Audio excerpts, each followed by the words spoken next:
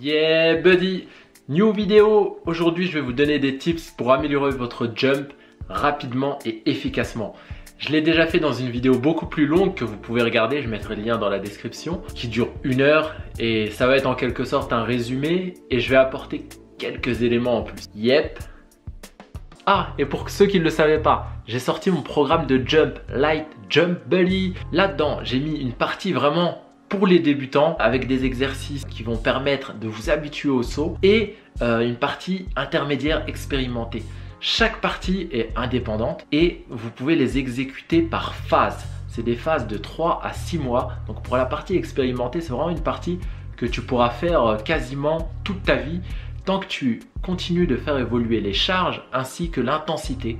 Tout ça est expliqué en détail dans le programme. Il y a également une partie abdos, lombaires, enfin le tronc en général, qui t'explique comment travailler ton tronc pour bien gérer le jump. Si le programme t'intéresse, il est en promo exceptionnellement pour une durée encore limitée sur mon shop Utip. N'hésite pas à te le procurer avant que le prix remonte. Pour commencer, la première question à se poser, c'est je veux sauter haut, mais est-ce que je fais ce qu'il faut pour jumper plus haut? La base, commencer à pratiquer le saut. Autant que tu le peux, si tu es pratiquant de basket, quand tu es à l'entraînement, dès que tu es chaud bien entendu, tu essaies de sauter le plus possible, que ce soit sur tes lay-ups pour déposer la balle ou sur tes contres ou sur tes rebonds. Tu essaieras d'aller à chaque fois le plus haut possible. Avec la pratique, tu vas améliorer ta condition physique parce que tu vas travailler tes muscles et tu vas améliorer ta technique. De par la répétition, tu vas améliorer ta technique, ta coordination avec tout ton corps. En parlant de technique, la deuxième étape, c'est ça, travailler sa technique. Comment faire, tu vas me dire? Je vais te donner quelques tips pour l'appel de pied. Ok? Si tu me suis déjà, tu sais que moi, je saute que appel de pied. Je sais dunker à un pied, mais c'est pas très beau à voir.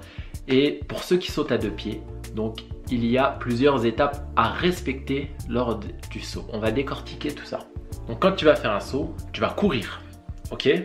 Après, tu vas vouloir utiliser ta course pour aller plus haut. Ce qu'on remarque, c'est que souvent, chez les débutants, entre un saut avec élan et un saut sans élan, il n'y a pas du tout de différence. Et vous allez comprendre pourquoi.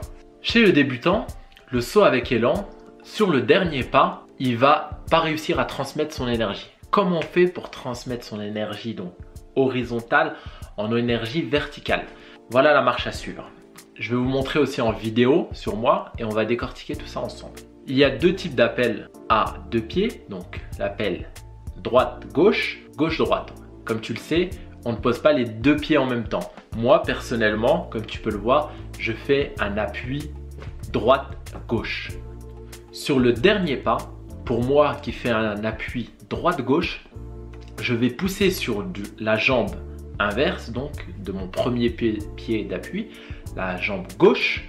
Pour toi qui fais gauche-droite par exemple, tu vas poser sur la jambe droite pour aller beaucoup plus vite et accumuler de la vitesse sur ce dernier pas. Donc tu auras fait une course, dernier pas, tu vas pousser pour envoyer toute cette énergie sur ton impulsion.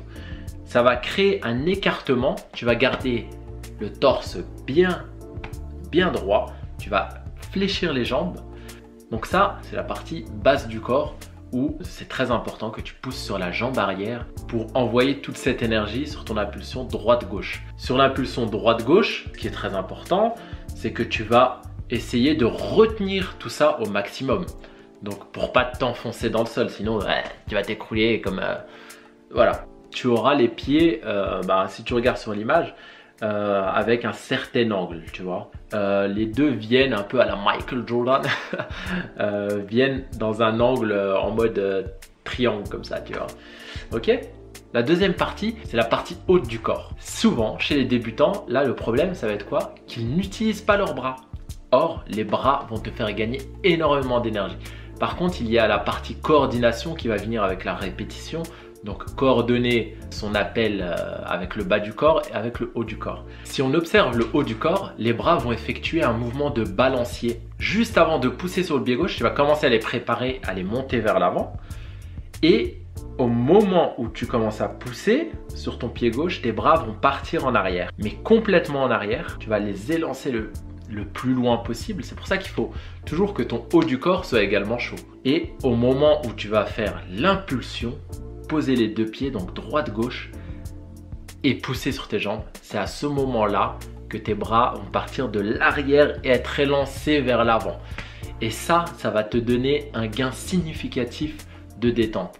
Chez les débutants, souvent, la correction de ce point l'amène à gagner au moins 5 cm, voire 10 cm, parce qu'il avait zéro technique. Pour la partie technique, tu peux le travailler comme je le fais sur la vidéo, avec juste le dernier pas, la partie poussée, et sauter. Et tu peux la travailler sur panier en faisant vraiment une course. Là, tu vas vraiment courir. Le dernier pas, pousser et accumuler tout ça. Par contre, veille toujours à être bien chaud avant d'effectuer ces exercices, au risque de te blesser. On a parlé de la pratique du saut, de la technique du saut. Avec la technique et la pratique, on va avoir besoin d'explosivité pour aller plus vite. Souvent, on me dit « Ah, comment je fais pour être plus rapide sur mon saut ?» Bah, il y a la technique, la pratique, tu vas gagner en vitesse, et les exercices pliométriques qui sont quelque chose de fondamental pour sauter plus haut. La pliométrie, c'est des exercices composés principalement de sauts. Mon préféré, le saut en contrebas, qui va travailler ton explosivité, qui va te donner un gain de force également. Le saut en contrebas, c'est quoi? C'est debout sur un box, tu te laisses tomber au sol et tu ressautes. Par contre, quand tu fais ça, c'est pas tu te laisses tomber au sol et tu prends ton temps pour ressauter. Tu prends ton temps pour monter sur le box. Une fois sur le box, tu te concentres, tu visualises dans ta tête déjà le fait que tu vas redécoller aussitôt. Ça, c'est très important, visualiser. Toujours visualiser ce qu'on fait et pas le faire bêtement sans se concentrer. Sinon, tu t'amélioreras jamais. Du coup, tu te laisses tomber et tu redécolles aussitôt en essayant de fléchir le moins possible les jambes et du coup de rester le moins longtemps possible en contact avec le sol.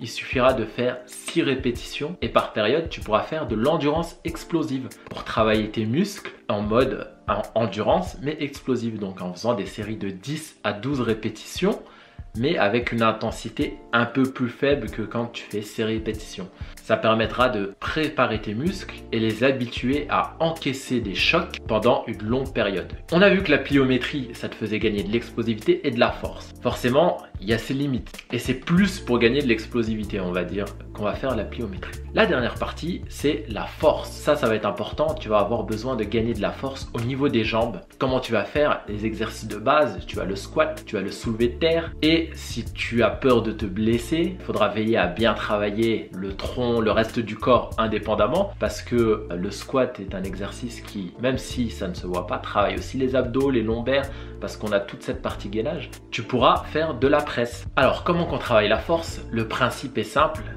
Moi, je vais parler plus en mode powerlifter, parce que le travail au basket, chez les sprinters par exemple, s'apparente plus à du powerlifting que si tu parles à un go muscu qui va te dire des séries courtes, c'est 8 répétitions. Là, nous, on va rester sur des séries courtes, c'est entre 3 et 6 répétitions. Donc ça veut dire que les charges vont être très lourdes pour toi. Il faudra que tu mettes des charges où tu n'arrives à effectuer qu'entre 3 et 6 répétitions. Et au moment où tu arrives à effectuer 3 à 4 séries de cet exercice avec cette charge à 6 répétitions, à l'aise, tu peux te dire que là, c'est le moment d'augmenter la charge. Quitte à en faire que 3 répétitions parce que tu as augmenté de 2 kg la charge et tu vas rester avec cette charge jusqu'à ce que tu arrives à faire les 6 répétitions. Et ça va travailler ta force. Les temps de repos pour le travail de la force sont des temps de repos longs. Pareil, si tu parles à un go muscu, il va dire 2 minutes 30, c'est un temps de repos long. Non, quand on travaille la force, on est toujours en mode powerlifting, donc entre 3 et 5 minutes de repos. Si au bout de 3 minutes, tu sens que tu es encore fatigué, que tu vas pas réussir à pousser la charge, n'hésite pas à étendre ton temps de repos jusqu'à 5 minutes. Mais bon, arrivé à 5 minutes, faut y aller, tu vois. Tu vas pas rester 10 minutes et te refroidir. L'objectif, c'est quand même de travailler et de se tuer les jambes pour avoir un gain significatif en force et évoluer. Donc, on a vu plusieurs étapes pour améliorer son jump. Ces étapes-là, si tu veux plus de détails, j'en parle dans ma vidéo d'1 heure avec mon frangin qui fait 1m70 et qui dunkait appel 2 pieds et 2 mains. Et il nous expose son point de vue, lui, à l'époque où il n'y avait pas toutes ces connaissances-là et où il travaillait à sa manière le jump. Pour améliorer son jump, bien entendu, il va falloir avoir une bonne sangle abdominale et un bon tronc en fait. Donc une bonne sangle abdominale et des bons lombaires pour maintenir et encaisser. Ça, je ne vais pas en parler, mais si tu fais déjà des exercices de gainage, que tu travailles tes lombaires, tu travailles tes abdos, c'est déjà très bien. J'en parlerai dans une autre vidéo où j'expose ma routine abdominaux comme on me l'a demandé sur les réseaux sociaux. Si tu as des questions, bien entendu, j'y répondrai. N'hésite pas à mettre tout ça en commentaire de la vidéo ou à me joindre directement sur mon Instagram et à t'abonner si tu n'es pas encore abonné à mon Insta. Je t'ai dit tout ce qu'il fallait travailler. Il ne reste plus qu'à ce que tu mettes tout ça en œuvre. Bien entendu, tu vas travailler le jump, tu vas le pratiquer, la force et la pliométrie sur des périodes distinctes. Comme dans mon programme qui peuvent se travailler par exemple sur une durée de 3 mois. 3 mois, tu vas faire que de la pliométrie, 3 mois, tu vas faire que de la force. Mais ce que je vous conseille réellement, c'est toujours, même si tu fais du travail de force, de garder toujours une petite part de pliométrie, que ce soit en allant jouer au basket et en essayant de sauter bien entendu, ou en faisant de la pliométrie au moins une fois dans la semaine, histoire de ne pas perdre toute cette partie coordination, explosivité que tu risques de perdre en faisant que de la force et tu risques de mettre du temps à récupérer tout ça. Voilà.